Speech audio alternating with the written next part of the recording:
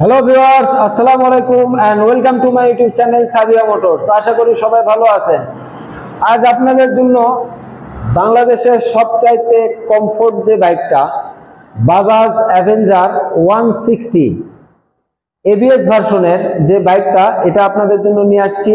বাইকটা কিন্তু 2023-এর মডেল, আর এটা কিন্তু রেজিস্ট্রেশনের টাকা জমা দেয়া।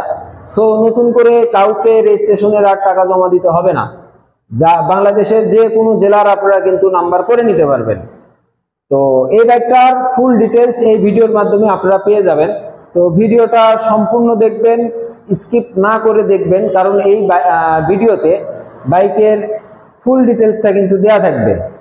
তো চলুন আর কথা বাড়াবো না, আজকের ভিডিওটা শুরু করব। ভিডিওটা শুরু করার প্রথমে আমি আপনাদের সবার উদ্দেশ্যে বলতে চাই, যারা এখনো আমার চ্যানেলটি সাবস্ক্রাইব করেননি, আমার চ্যানেলটি অবশ্যই সাবস্ক্রাইব করে নেবেন, যেন আমার করা প্রতিটা ভিডিও সবার প্রথমে আপনাদের কাছে পৌঁছে যায়। তো চলুন আর কথা না বাড়িয়ে আজকের ভিডিওটা শুরু করা যাক। তো আপনারা দেখতে পাচ্ছেন বাজাজ অ্যাভেঞ্জার 160। আমরা যদি প্রথমে এর হেডলাইট থেকে শুরু করি, দেখুন হেডলাইটটা কিন্তু একদম নতুনের মতোই কিন্তু এখানে দেখা যাচ্ছে, কারণ বাইকটাও নতুন। আর এই যে মাঠগাটটা আর এই যে চাকাটা, বাইকটা কিন্তু চলা কম, নতুনের মতো আছে। আর এই যে দেখুন ট্যাঙ্ক সাইডটা, এটা কিন্তু প্লাস্টিক বডি না, এটা কিন্তু মেটাল বডি।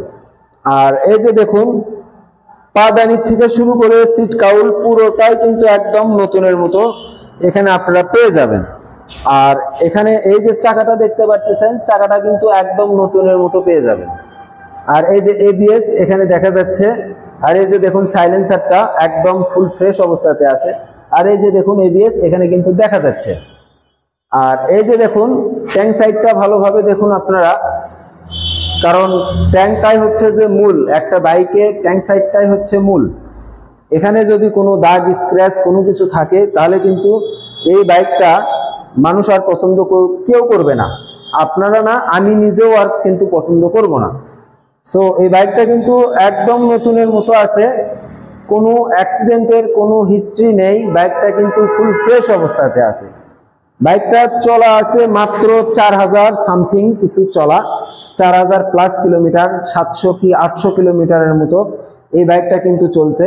আর এই বাইকটা কিন্তু বর্তমানে আর অ্যাভেলেবেল নাই। বাইকটা কিন্তু মার্কেটে নতুন আপনারা আর পাবেন না, এখন যা আছে সব সেকেন্ড হ্যান্ড আপনাদের নিতে হবে। তো সেকেন্ড হ্যান্ডের মধ্যে ভালো কন্ডিশনের মধ্যে আপনারা যদি কেউ বাজাজ অ্যাভেঞ্জার বাইকটি নিতে চাচ্ছেন, তারা এই বাইকটা অবশ্যই দেখতে পারেন, কারণ বাইকটা কিন্তু একদম নতুনের মতোই হবে। 4000 প্লাস কিলোমিটার চলা, প্লাস রেজিস্ট্রেশনের টাকা জমা দেয়া, নতুনের মতো একটা বাইক আপনারা যারা খুঁজতেছেন, তারা অবশ্যই আমাদের কাছ থেকে এই বাইকটা আপনারা নিতে পারেন।